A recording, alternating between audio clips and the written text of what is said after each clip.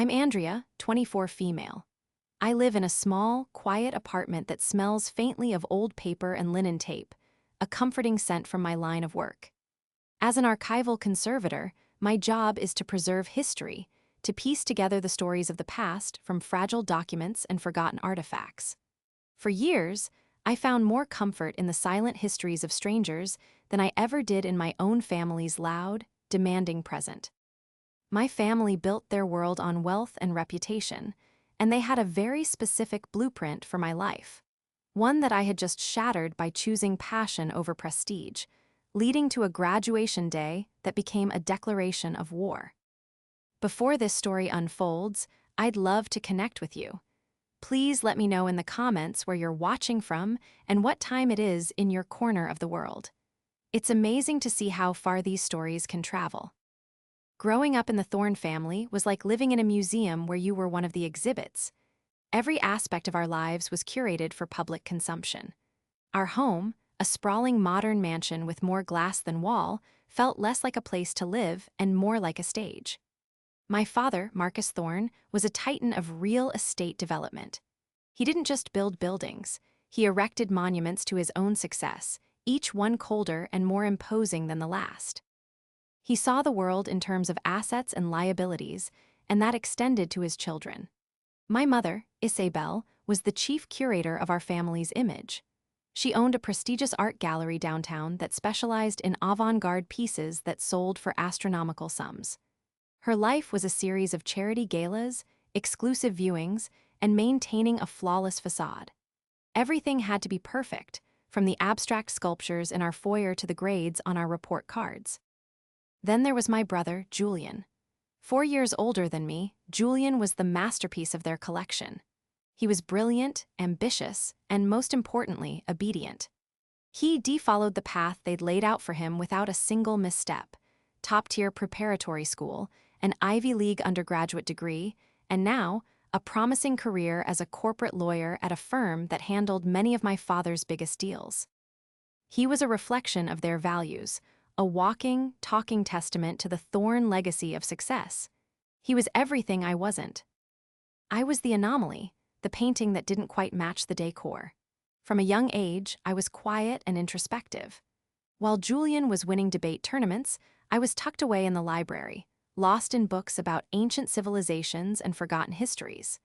My parents tolerated my hobby, assuming it was a phase I'd outgrow. They'd buy me expensive, leather-bound history tomes for my birthday, displaying them on my shelves like trophies of a well-rounded child. They didn't understand that for me, it wasn't about the appearance of knowledge, it was about the stories themselves. I loved the tangible connection to the past, the faded ink on a letter, the worn cover of a journal, the faint pencil marks in the margin of a book. The pressure began in earnest during high school.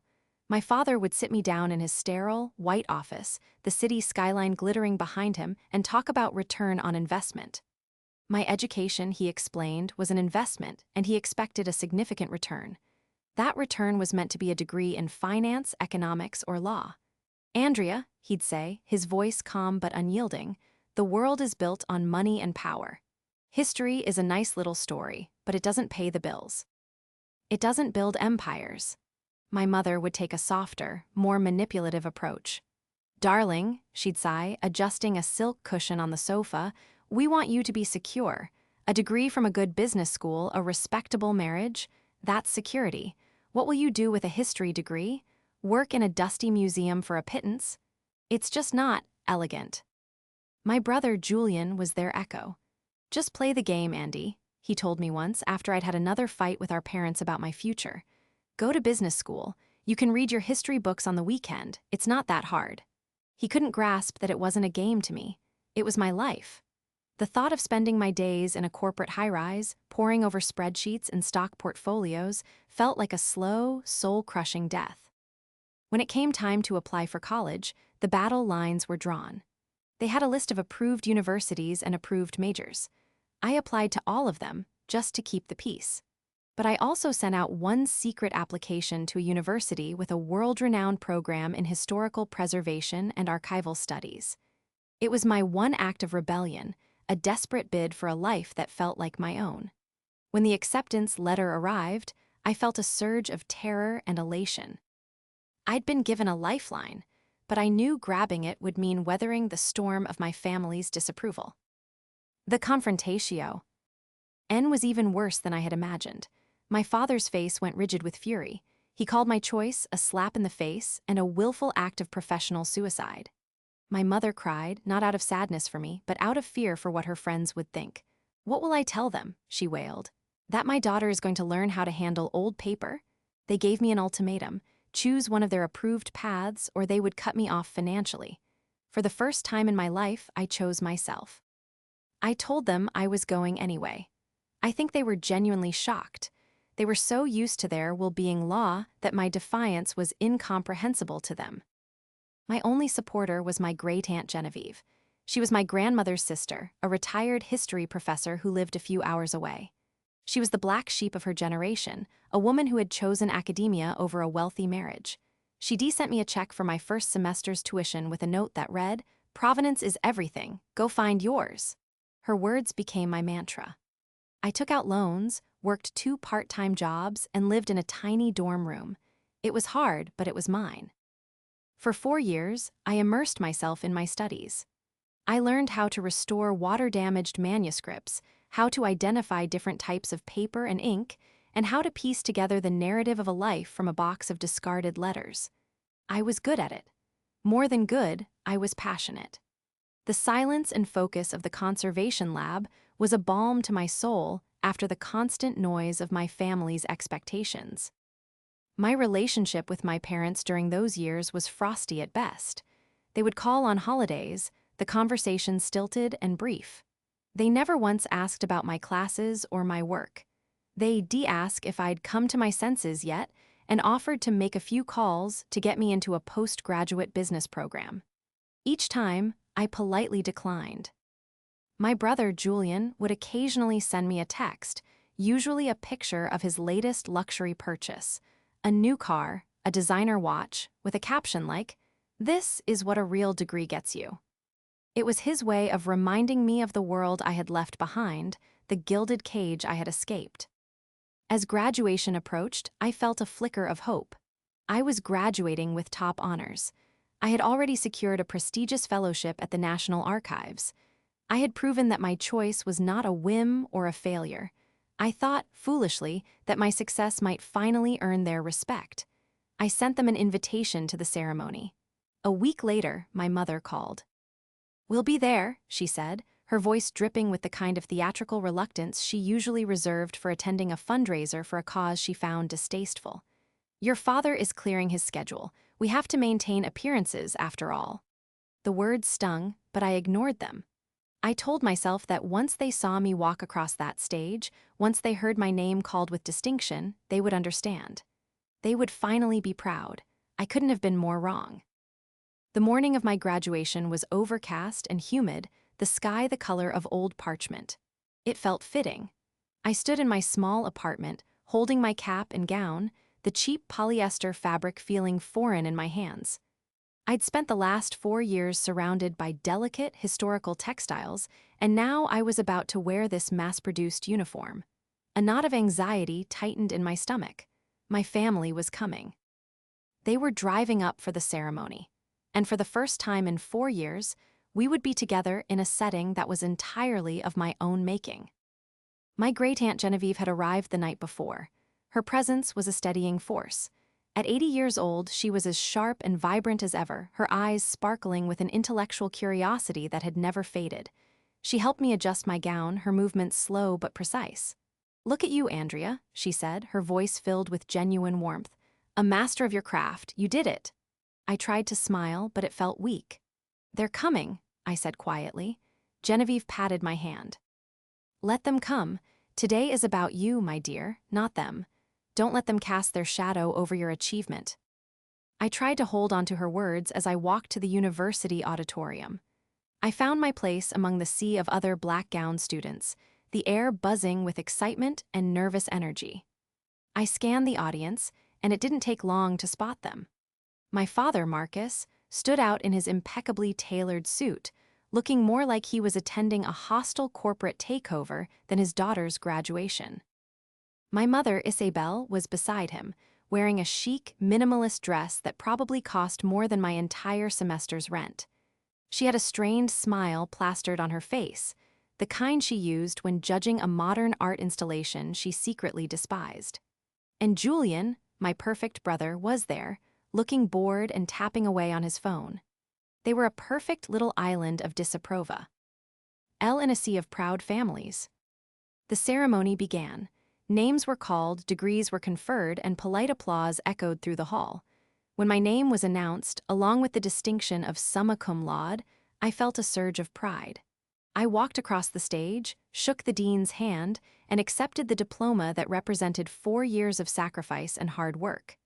As I walked back to my seat, I glanced at my family. My father was staring straight ahead, his jaw tight. My mother was clapping, but it was a delicate, performative gesture, like a seal going through the motions. Julian didn't even look up from his phone. In that moment, the last vestiges of my hope crumbled. It didn't matter what I achieved. If it wasn't on their terms, it was worthless. After the ceremony, we were supposed to meet at a restaurant for a celebratory lunch. The thought filled me with dread. The crowd of graduates and their families spilled out onto the lawn. People were hugging, crying, and taking pictures. I saw my family making their way towards me, their expressions grim. My father spoke first, his voice low and cutting. "Well, that's 4 years and a great deal of money utterly wasted. Congratulations."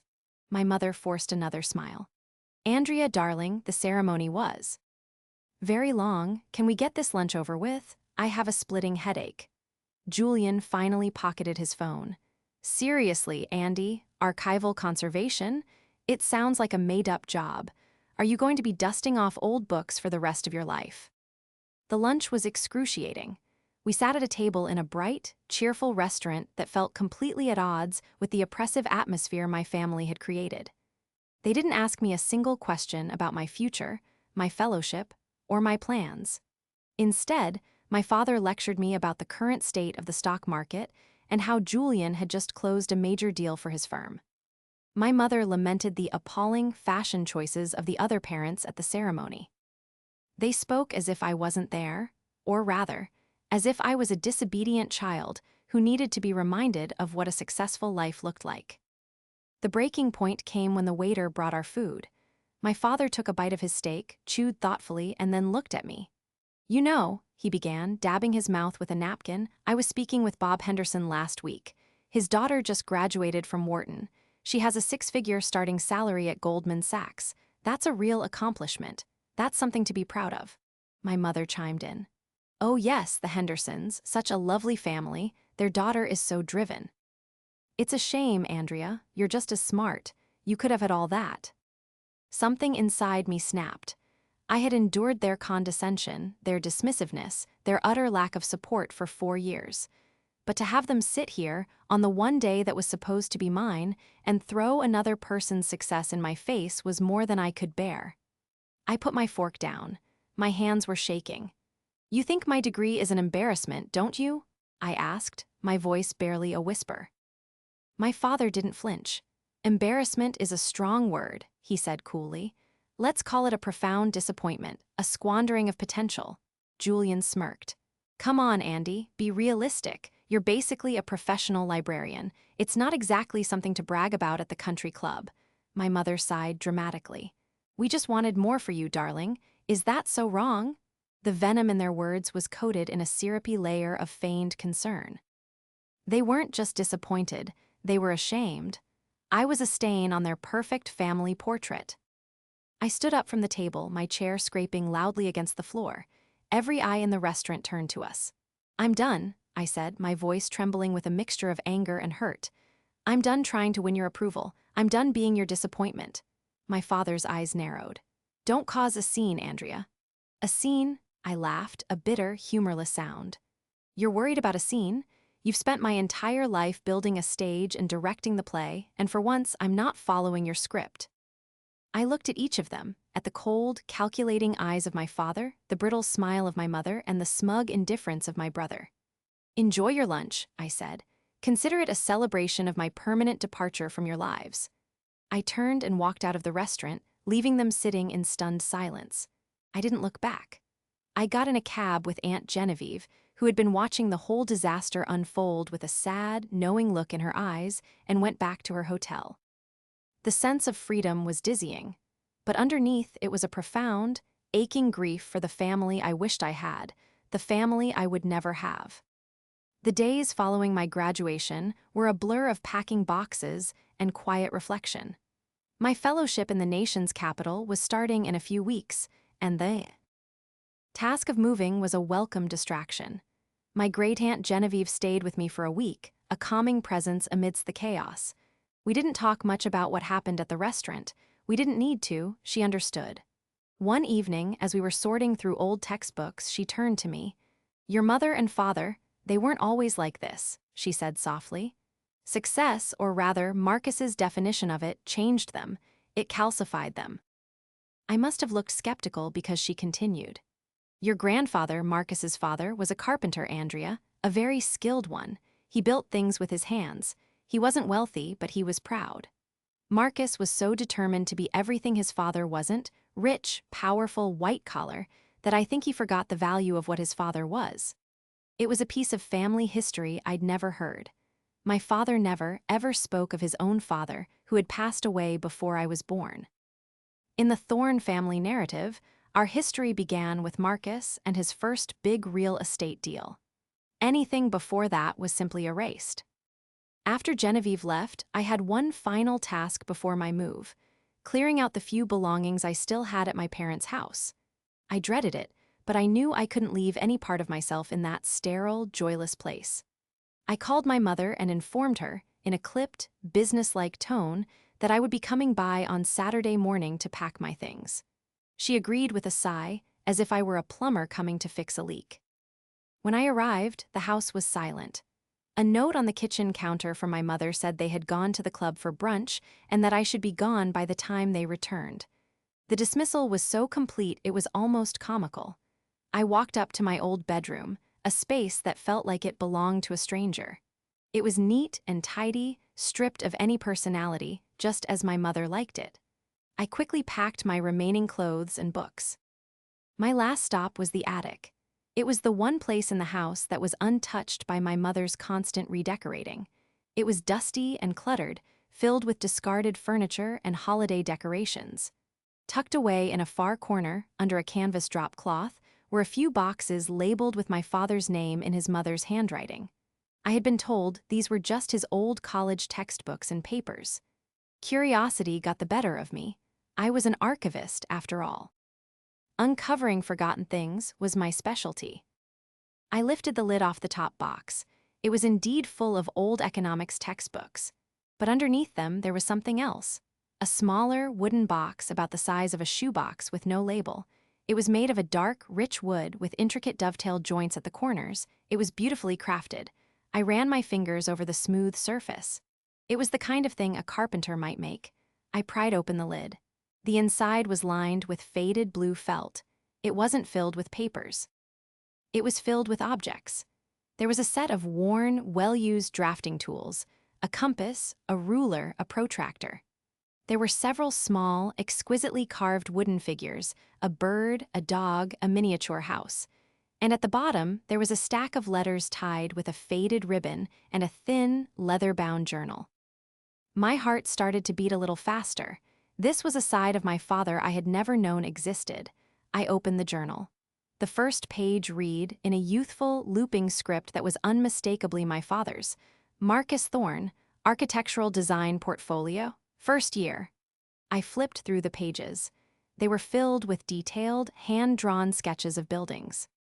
Not the cold, glass and steel skyscrapers he built now, but charming, innovative houses, community centers, and even a beautifully designed public library. The drawings were full of light and creativity. They were the work of someone who loved architecture, who saw it as an art form, not just a commodity.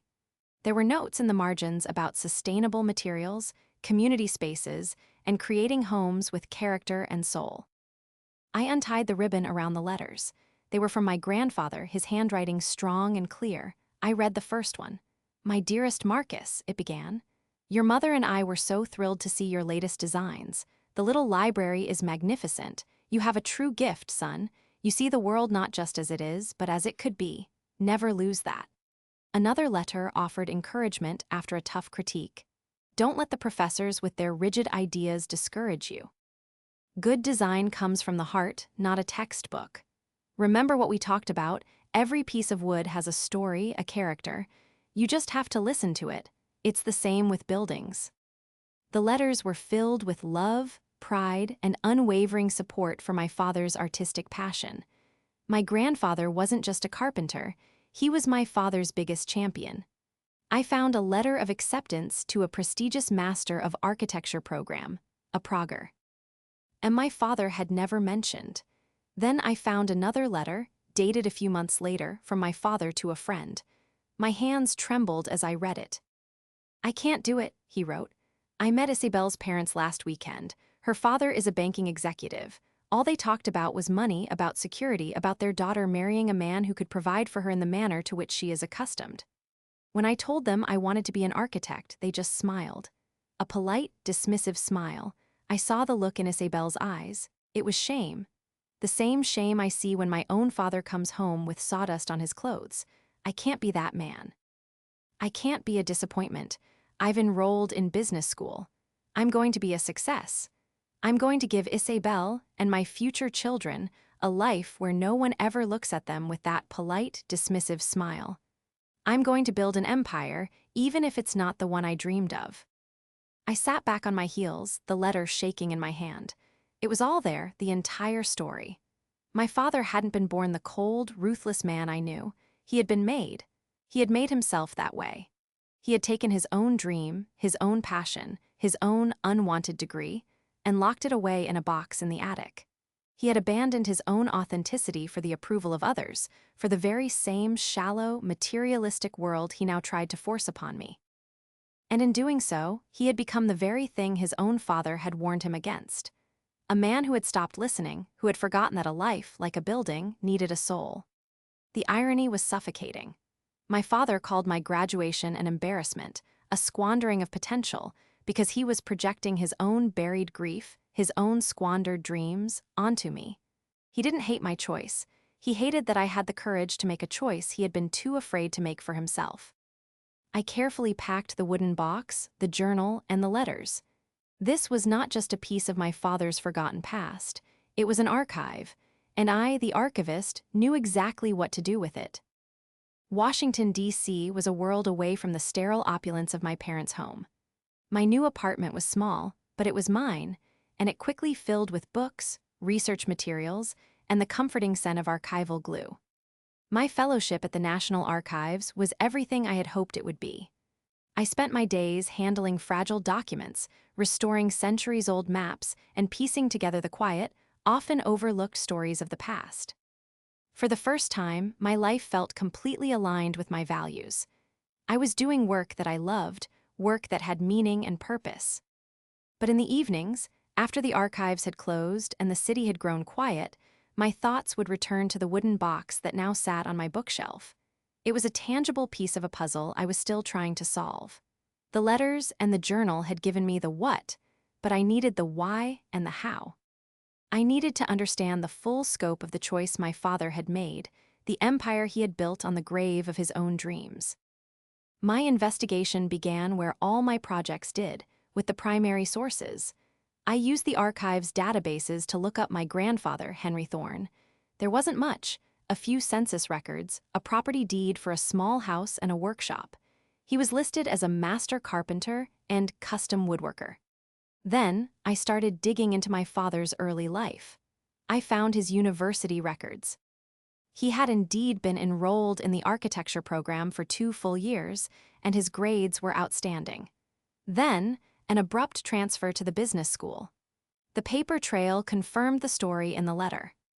My great-aunt Genevieve became my most valuable resource. I called her and told her what I had found. There was a long silence on the other end of the line. "Oh, Andrea," she finally said, her voice heavy with sadness. "I always wondered if that part of him was still in there somewhere. Your grandfather, Henry, was so incredibly proud of Marcus. He saw so much of his own creativity in him.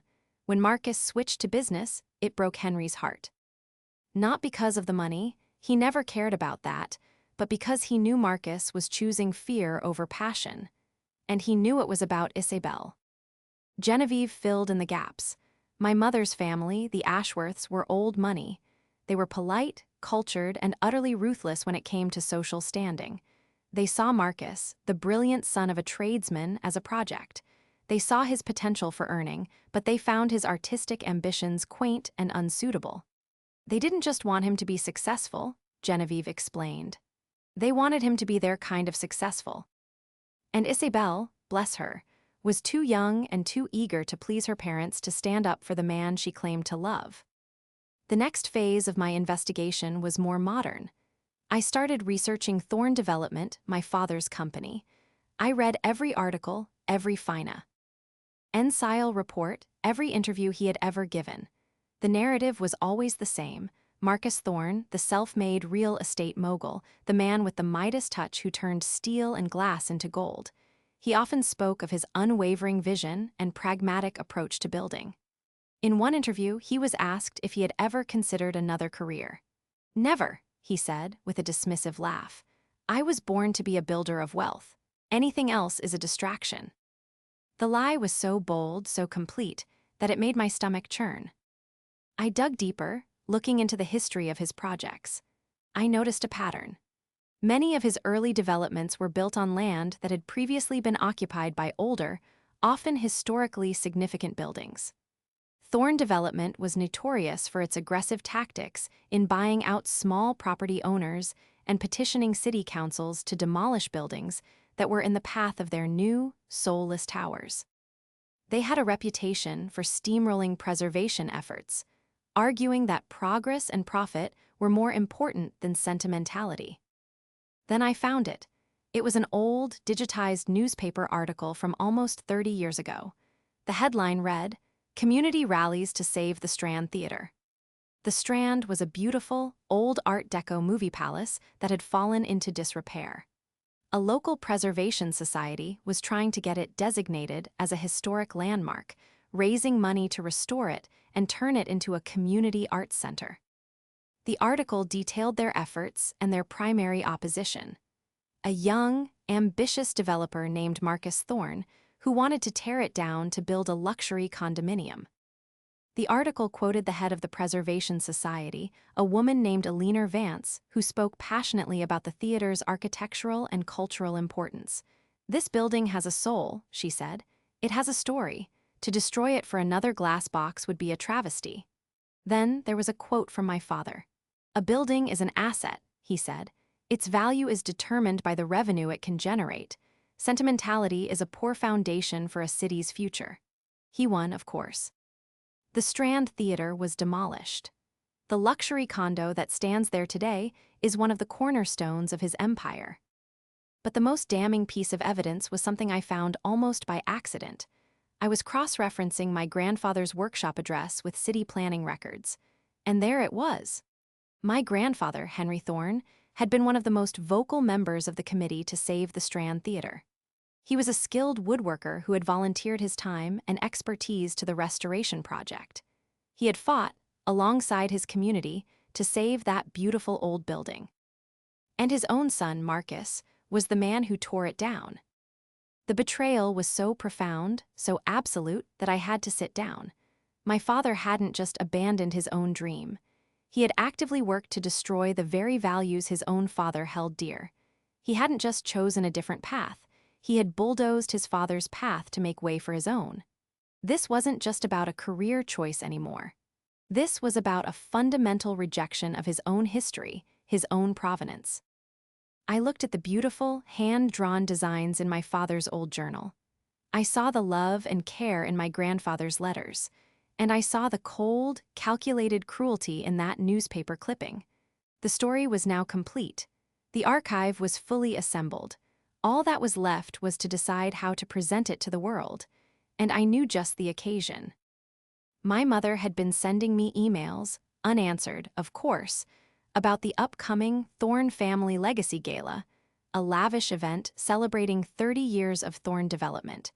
It was a self-congratulatory monument to my father's success. It was the perfect venue for an exhibit of the truth. The Thorne Family Legacy Gala was the crown jewel of my mother's social calendar. It was an event she had been planning for over a year, a testament to what she and my father had built. The invitations were thick cardstock, embossed with a golden T. The venue was the city's most prestigious museum, ironic, I thought, and the guest list was a who's who of the city's financial and social elite. It was designed to be the ultimate performance of the Thorne family's success and power.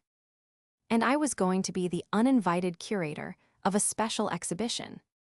My plan began to take shape, piece by piece, like a complex restoration project. I knew a direct confrontation would be dismissed. Shouting or crying would only allow them to paint me as the hysterical, ungrateful daughter. My revenge couldn't be emotional. It had to be factual, irrefutable, and presented with the cold, quiet precision of an archivist. My weapon would not be anger, but history. First, I needed to gather and prepare my materials. I professionally scanned every page of my father's architectural design journal, capturing the youthful passion in his drawings. I digitized my gras. N.D. father's letters, the warm, supportive words a stark contrast to the world my father had built. I also scanned the newspaper articles about the fight to save the Strand Theatre, highlighting the quotes from my father and the mentions of my grandfather's involvement with the Preservation Society. Each digital file was a piece of evidence. But just presenting the past wasn't enough. I needed to connect it to the present. I spent weeks creating a professional, museum-quality video presentation. I enlisted the help of a friend from my program who was a genius with digital media. We wove the story together seamlessly. The video began with glossy, corporate images of Thorne development skyscrapers, set to the audio of my father from various interviews, talking about pragmatic vision and building wealth. Then, the image would slowly dissolve, replaced by one of his early, soulful architectural sketches. The audio would shift to me, reading one of my grandfather's letters of encouragement. We created a powerful sequence about the Strand Theatre.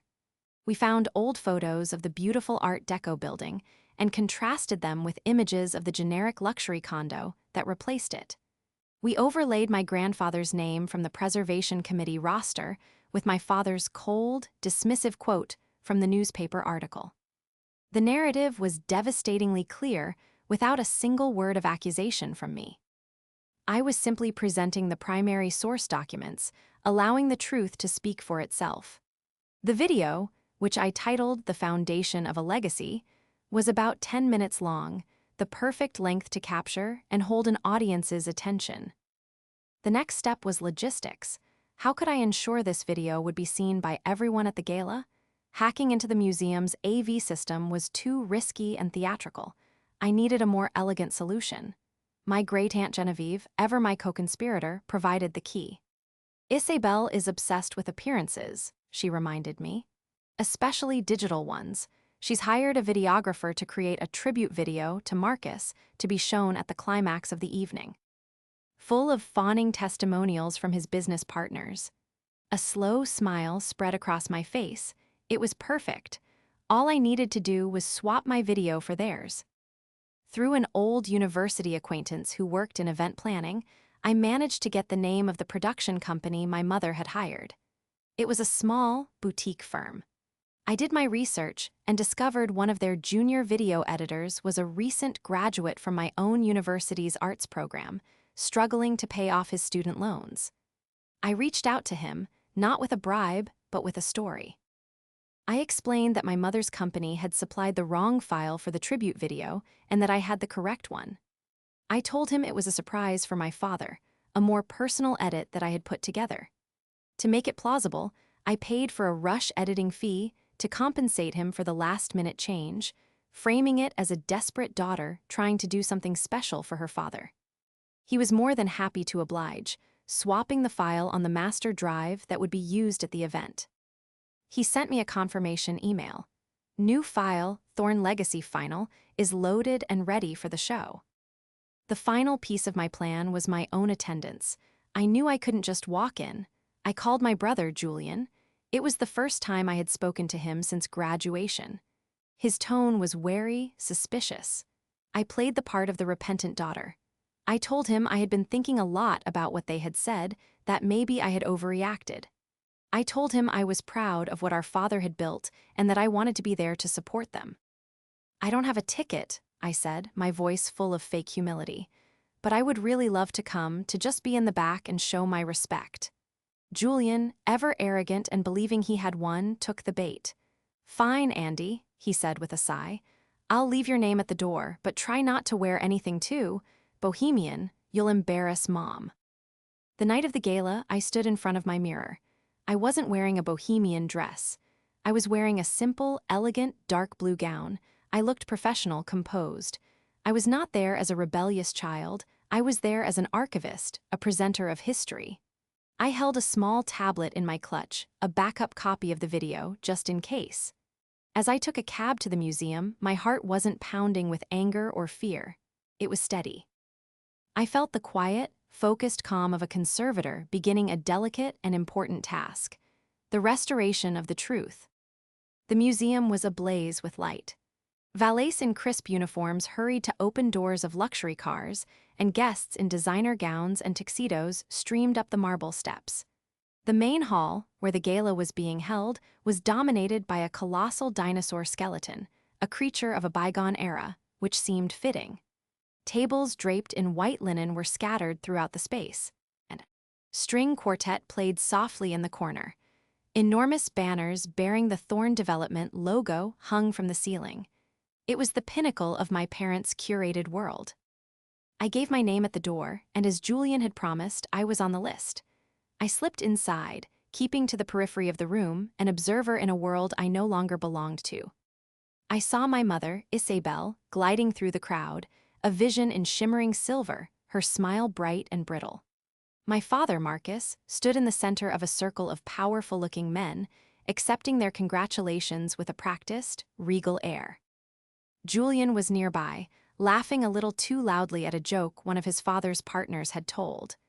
They were in their element, the king, queen, and prince of their self-made kingdom. I found a small, inconspicuous table near the back, close to one of the large screens that had been set up to display the tribute video. I sat down, a ghost at the feast, and waited. The evening progressed exactly as I knew it would. There were speeches, toasts, and endless rounds of applause. The mayor spoke about my father's contributions to the city's skyline. A banking CEO praised his unflinching business acumen. It was a symphony of sycophantic praise, and with every word, the foundation of lies grew higher and more unstable. Finally, the moment came. The master of ceremonies, a local news anchor, stepped up to the podium. "And now," he announced, his voice booming through the speakers, "we have a very special tribute to the man of the hour, a look back at the incredible journey of Marcus Thorne." My mother dabbed a tear from her eye, a perfect theatrical gesture. My father straightened his tie, a small, self-satisfied smile on his face. He thought he knew what was coming. The lights dimmed. The string quartet fell silent. A hush fell over the crowd of hundreds. The screens flickered to life. The first image was exactly what everyone expected, the gleaming golden T of the Thorn Development logo. Then the slick corporate footage began, showing their portfolio of skyscrapers. I heard my father's voice, confident and powerful from an interview, "A builder of wealth. Anything else is a distraction." I took a quiet, steadying breath. The swap had worked. Then the shift happened. The image of a steel tower dissolved, not into another corporate photo, but into a soft, pencil-drawn sketch of a beautiful, community-focused library. The audio changed. My voice, clear and steady, filled the silent hall, reading my grandfather's words. "You have a true gift, son. You see the world not just as it is, but as it could be. Never lose that." A confused murmur rippled through the audience. I watched my father's face. His smile faltered. His eyes narrowed at the screen, a flicker of disbelief, then dawning horror. My mother's hand flew to her necklace, her perfectly composed expression cracking. The video continued. It showed page after page of my father's forgotten architectural dreams. It played my grandfather's loving words of support over images of the small, handcrafted wooden figures he had carved for his son. Then came the section on the Strand Theatre. The screen showed a black and white photo of the magnificent Art Deco building. Then, a photo of my grandfather Henry, smiling, his arm around a fellow member of the preservation committee. His name was clearly displayed on a list of volunteers. The screen cut to the newspaper headline, "Community Rallies to Save the Strand Theater." And then, my father's quote appeared in stark white text against a black background. "A building is an asset. Its value is determined by the revenue it can generate. Sentimentality is a poor foundation." The silence in the room was absolute. It was no longer confusion. It was a heavy, suffocating shock. I could feel hundreds of pairs of eyes darting from the screens to my father, who was now ashen-faced. He looked like a man who had seen a ghost. The video concluded with a final, devastating image, a side-by-side of his acceptance letter to the Master of Architecture program and a photo of the demolition of the Strand Theater. The screen faded to black, and a single line of text appeared. "A family legacy, curated by Andrea Thorne, archival conservator." For a moment, nobody moved. The silence stretched on, thick with unspoken questions. Then someone coughed. The spell was broken. The lights came up, revealing my father's face, a mask of pure fury and humiliation. My mother looked as if she were about to faint. Julian was staring at me from across the room, his mouth agape, his arrogance completely shattered. My father turned, his eyes scanning the crowd until they locked on me. He started moving towards my table, his steps quick and purposeful. The guests parted before him like the Red Sea. I didn't flinch. I stood up to meet him, my expression calm and neutral. He stopped in front of me, his face contorted with rage. "How could you?" he hissed. His voice low and shaking. "You did this to humiliate me, to destroy me." "No," I said, my voice quiet but carrying in the silent room. "I didn't destroy anything. I just restored the original document. You're the one who built a 30-year legacy on top of a lie. You called my life's work an embarrassment. You said my degree was a waste, but my work is about preserving the truth. What is your work about, Dad? Building things or burying them?" He had no answer. He just stared at me, his empire crumbling around him, not because of a stock market crash, but because of a box of old drawings and letters. My mother and Julian rushed to his side, trying to pull him away, trying to do damage control. But the damage was done. The carefully curated exhibit of their perfect life was in ruins. I had simply revealed the provenance, the hidden history, of the man they were all there to celebrate. I turned, and with the eyes of everyone in that room on my back, I walked away, not out of anger or spite, but with the quiet satisfaction of a job well done. The archive was now open to the public. The aftermath of the gala was not the explosive, dramatic fallout one might see in a movie. It was something quieter, colder, and far more permanent. There was no screaming phone call the next day. No angry emails filled my inbox. There was only a profound and deafening silence from my family. It was the silence of a door being closed, locked, and barricaded. They had not just cut me off. They had excised me from the family narrative as cleanly as a conservator, removing a damaging element from a document. The story of what happened at the gala spread like wildfire through the city's elite circles. It became a piece of gossip, a scandal whispered about at country clubs and charity dinners. From what I heard through the grapevine, my father went into damage control mode. He and his PR team framed the incident as the vindictive act of an unstable and ungrateful daughter. They tried to paint me as a failed artist, jealous of her family's success. Some people bought it, of course. To them, the logic of wealth and power was simpler and more believable than the complex truth of a buried dream. But the video had done its work. The story had planted a seed of doubt. People who had been steamrolled by Thorne development in the past saw a new context for my father's ruthlessness. Old associates remembered a younger, more idealistic Marcus and began to look at the man he had become with fresh eyes. The carefully constructed facade of Marcus Thorne, the unwavering titan of industry, had been permanently fractured. He hadn't been financially ruined, but his reputation, the currency he valued above all else, had been devalued. A few weeks after the gala, I received a package. It was from my great-aunt Genevieve.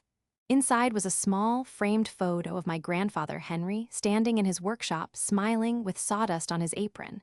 There was also a letter. Andrea, she wrote, your grandfather would have been so incredibly proud of you. Not for the revenge, but for your courage to live an authentic life. He always said the strongest structures are the ones that are true to their materials. You are true to yours. You have honored his legacy more than Marcus ever did. Her words meant more to me than any apology from my parents ever could. My fellowship at the archives turned into a full-time position. I found a community of colleagues and friends who shared my passion for history and truth. My life was quiet, but it was full. I found joy in the meticulous work of restoration, in the thrill of discovering a forgotten detail in a faded letter, in knowing that I was contributing to the preservation of our collective memory. My work was not about wealth or status, but it was rich with purpose. About a year later, I was giving a guest lecture at a local university on the importance of personal archives. I spoke about how the objects we keep, the letters we write, and the stories we tell shape our identity. After the lecture, a young woman approached me. Your story about that wooden box, she said, it really moved me. My father wanted me to be a lawyer, but I want to be a musician. I've been so scared to tell him. I looked at her, and I saw a reflection of myself. The most important story you will ever preserve, I told her, is your own. I never saw my parents or my brother again. I heard through Genevieve that my father had become more withdrawn, more aggressive in his business dealings, as if trying to build a fortress of success high enough to hide from his own ghost. My mother's social life reportedly lost some of its luster. The hosts of the city's most exclusive parties were wary of any more family dramas. Julian continued his ascent up the corporate ladder, a perfect copy of his father in every way that mattered. Their silence was a gift. It was the space I needed to build my own life on my own foundation. I had escaped the Gilda. Decage, not by breaking the bars, but by showing everyone, including its inhabitants, that it was built on a lie. My father had spent his life running from the ghost of a carpenter with sawdust on his clothes. In doing so, he became a ghost himself, haunting the hollow structures he had built. My name is Andrea Thorne, and I am an archival conservator. My job is to determine the history of an object, to trace its origins, to understand its journey. This process is called establishing provenance. For 24 years, my family tried to assign me a provenance that was not my own. They tried to make me a part of their collection, an asset whose value was determined by their standards. But I found my own history, locked away in a box in the attic. I declared my own provenance. And I am, finally, authentically, and proudly my own.